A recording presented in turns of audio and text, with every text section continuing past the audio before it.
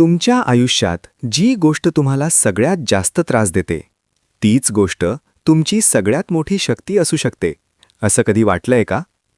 भीती, राग, द्वेष, दुःख आपण त्यांना शत्रू समजतो. पण अकल्ट सायन्स काहीतरी वेगळंच सांगते. विरोध अस्तित्वात नसतो, फक्त टोकं अस्तित्वात असतात. आजच्या या एपिसोडमध्ये आपण उलगडणार आहोत लॉ ऑफ पोलॅरिटी, जिथे संघर्ष संपतो आणि मास्टरी सुरू होते. चला आत पाहूया. आज आपण एका अशा नियमाबद्दल बोलणार आहोत जो आपल्या आयुष्याला अगदी शांतपणे पण सातत्याने आकार देत असतो. हा एक असा नियम आहे जो सांगतो की जगात विरोध म्हणजे अपोजिट्स अस्तित्वातच नाही. बरोबर. फक्त टोकं म्हणजे पोल्स अस्तित्वात आहेत. याच नियमाला ऑकल्ट सायन्समध्ये लॉ ऑफ पोलॅरिटी म्हणतात. अगदी. एक मिनिट, हे सगळं उलटपालट करणारं वाटतंय. कारण आपण तर आयुष्य असंच पाहतो ना, आनंद विरुद्ध दुःख, प्रेम विरुद्ध द्वेष, प्रकाश विरुद्ध अंधार, या सगळ्या गोष्टी तर एकमेकांच्या अगदी विरुद्ध आहेत. बरोबर आहे. मग विरोध अस्तित्वात नाही याचा नेमका अर्थ काय होतो, हे जरा गोंधळात टाकणार आहे. बरोबर आहे. सुरुवातीला ही कल्पना पचायला थोडी जड जाते, कारण आपल्याला लहानपणापासून गोष्टी अशाच शिकवल्या जातात. हो, पण ही संकल्पना समजून घेण्यासाठी आपल्याला द किबॅलियन या ग्रंथाकडे पाहावं लागेल. अच्छा. त्यात एक साधं पण खूप खोल वाक्य आहे. Everything is dual, everything has poles. म्हणजेच ज्या गोष्टी आपल्याला परस्पर विरोधी वाटतात त्या खरं तर एकाच गोष्टीची दोन टोकं आहेत. त्या दोन वेगळ्या स्वतंत्र गोष्टी नाहीत. एकाच गोष्टीची दोन टोकं म्हणजे कसं? आपण एक साधं उदाहरण घेऊया. उष्णता आणि थंडी. हो. आपल्याला या दोन वेगळ्या गोष्टी वाटतात, पण त्या खरंच वेगळ्या आहेत का? नाही, तसं पाहिलं तर आपण थंडी मोजण्यासाठी वेगळं आणि उष्णता मोजण्यासाठी वेगळं उपकरण वापरतो का? नाही, एकच थर्मामीटर वापरतो. बरोबर. जे फक्त तापमानाची डिग्री दाखवतं. एका टोकाला उष्णता आहे, दुसऱ्या टोकाला थंडी आहे, पण दोन्ही एकाच गोष्टीचे म्हणजे तापमानाचे वेगवेगळे स्तर आहेत. अच्छा. त्यांच्यात फक्त डिग्रीचा फरक आहे. अच्छा, म्हणजे थंडी म्हणजे उष्णतेचा अभाव नाही, तर उष्णतेची कमी डिग्री. हा दृष्टिकोनच पूर्णपणे वेगळा आहे. मग हेच प्रेम आणि द्वेषालाही लागू होतं का? अगदी तसंच. प्रेम आणि द्वेष किंवा आत्मविश्वास आणि भीती हे एकाच भावनिक ऊर्जेच्या स्पेक्ट्रमवरचे दोन बिंदू आहेत. म्हणजे ते विरोधी नाहीत? हे विरोधी नाहीत. द्वेष म्हणजे प्रेमाचा अभाव नाही, तर प्रेम नावाच्या ऊर्जेचं ते एक नकारात्मक टोक आहे. भीती म्हणजे आत्मविश्वासाचा अभाव नाही, तर त्याच ऊर्जेचं दुसरं टोक आहे. हे ऐकून मला योगशास्त्रातल्या द्वंद्व ह्या संकल्पनेची आठवण झाली. कारण आपलं मन नेहमी अशा दोन टोकांमध्ये अडकलेलं असतं. राग, द्वेष, सुख, दुःख, मान, अपमान. अगदी बरोबर. पतंजली योगसूत्रानुसार आपलं मन सतत द्वंद्वात अडकलेलं असतं. मला हे हवं विरुद्ध मला हे नको. हे चांगलं विरुद्ध ते वाईट. हो. योगसूत्रानुसार जोपर्यंत मन यापैकी कोणत्याही एका टोकाला चिकटून राहतं, तोपर्यंत दुःख अटळ आहे. कारण एक टोक दुसऱ्या टोकाला आपोआप जन्म देतं. पण मग योगशास्त्र आणि ह्या लॉ ऑफ पोलॅरिटीमध्ये काही फरक आहे का? कारण दोन्ही द्वंद्वाबद्दलच बोलतायत. इथेच खरा महत्वाचा मुद्दा आहे. दोन्ही द्वंद्वाबद्दल बोलतात, पण त्यांचा दृष्टिकोन खूप वेगळा आहे. कसा? फरक असा आहे की समजा राग म्हणजे उकळतं पाणी आहे. योगशास्त्र म्हणतं पाण्याकडे फक्त पहा, ते गरम आहे की थंड ह्याच्याशी एकरूप होऊ नका. तुम्ही पाहणारे आहात, तुम्ही पाणी नाही. म्हणजे साक्षी भाव. तो एक साक्षी भाव आहे. द्वंद्वाच्या पलीकडे जाण्याचा मार्ग आहे. आणि ऑकल्ट सायन्स काय म्हणतं? ऑकल्ट सायन्स म्हणतं त्या उकळत्या पाण्याची वाफ वापरा आणि इंजिन चालवा. वाह. म्हणजे ऊर्जेला नाकारू नका किंवा तिच्यापासून अलिप्त होऊ नका, तर तिचं रूपांतर करा. म्हणजे तिला वापरायला शिका. अगदी. योगशास्त्र द्वंद्व ओलांडायला सांगतं, तर ऑकल्ट सायन्स सांगतं की तुम्हाला टोक बदलायचं नाहीये, तुम्हाला फक्त त्याची डिग्री बदलायची आहे. ऊर्जेला नष्ट करायचं नाहीये, तिला वापरायला शिकायचं आहे. वा, हा फरक खूपच मोठा आहे. म्हणजे एक दृष्टिकोन साक्षीभावाचा आहे, तर दुसरा ऊर्जेच्या व्यवस्थापनाचा, तिला कामाला लावण्याचा. ठीक आहे, पण हे रोजच्या जगण्यात कसं दिसेल याचं काही उदाहरण देता येईल का? हो, नक्कीच. ऑरा आणि माइंड पॅटर्न अभ्यासताना हे स्पष्टपणे दिसून येतं. माझ्या अनेक वर्षांच्या निरीक्षणातून असं लक्षात आलं आहे की ज्या व्यक्तींमध्ये प्रचंड भीती असते, हो, त्यांच्यामध्ये एक शक्तिशाली विंट्यूशन किंवा अंतर्ज्ञान जन्मतःच असतं. त्यांची सूक्ष्म जाणीवा ग्रहण करण्याची क्षमता खूप जास्त असते. हे तर आश्चर्यकारक आहे. आपण तर भीतीला नेहमीच एक कमजोरी मानतो. यातली खरी गंमत अशी आहे की भीती ही भविष्याबद्दलची अत्यंत तीव्र जागरूकताच असते, फक्त ती नकारात्मक फिल्टरमधून पाहिली जाते.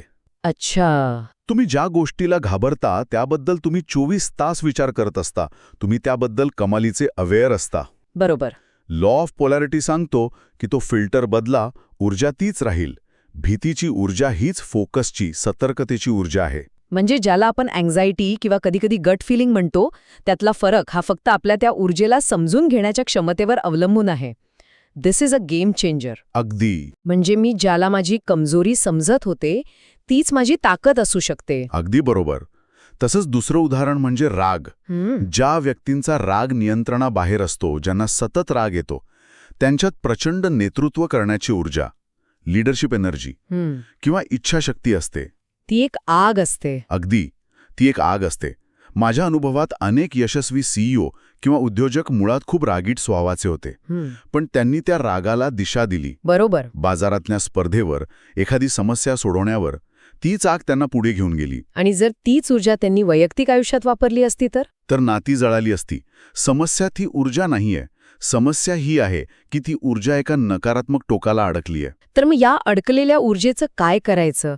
जर ती ऊर्जा मुळात वाईट नाही, तर तिला योग्य दिशेने कसं वळवायचं? इथेच तंत्रशास्त्राची भूमिका येते का? अगदी बरोबर मुद्दा मांडलात. कारण तंत्रामध्ये ऊर्जेच्या रूपांतरावर खूप भर दिला जातो. अगदी. तंत्रशास्त्रानुसार कोणतीही ऊर्जा चांगली किंवा वाईट नसते.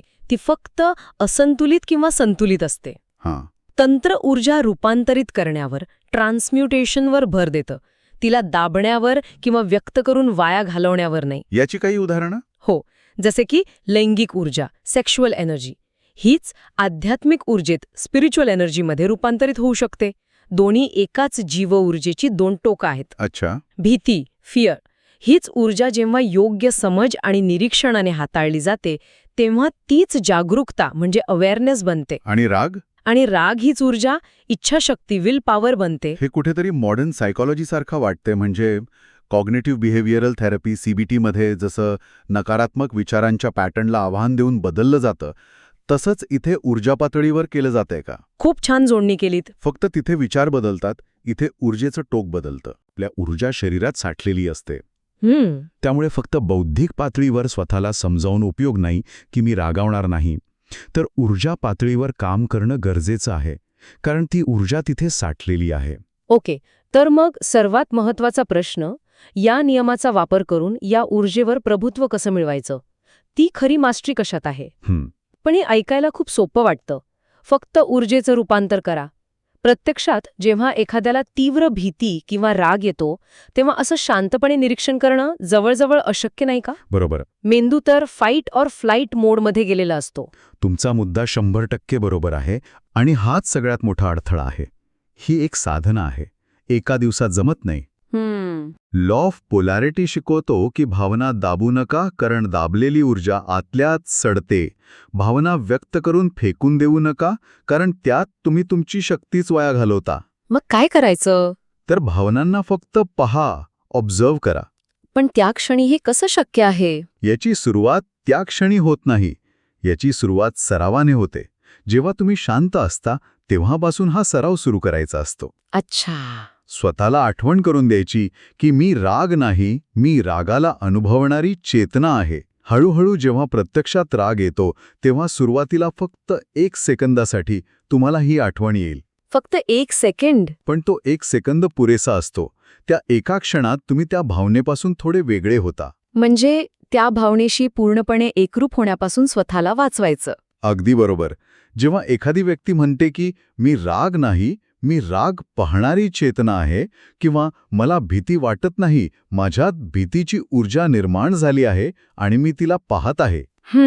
प्रयत्न करावा लागत नाही? नाही, ती आपोआप बदलते. कारण ऊर्जेला जेव्हा पाहिलं जातं तेव्हा ती एकरूप होऊन वाढत नाही, तर ती संतुलित व्हायला लागते. हीच खरी किमिया आहे, हीच अल्केमी आहे.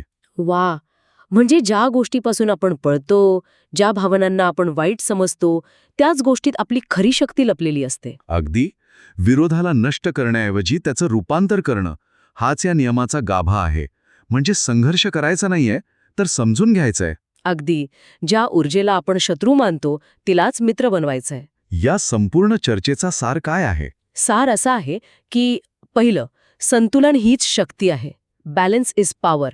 जेव्हा तुम्ही कोणत्याही एका टोकाला चिकटून राहत नाही, जेव्हा तुम्ही मध्यभागी स्थिर राहता, तेव्हा तुम्ही शक्तिशाली बनता. दुसरं, जागरूकता हीच किमया आहे. Awareness is Alchemy.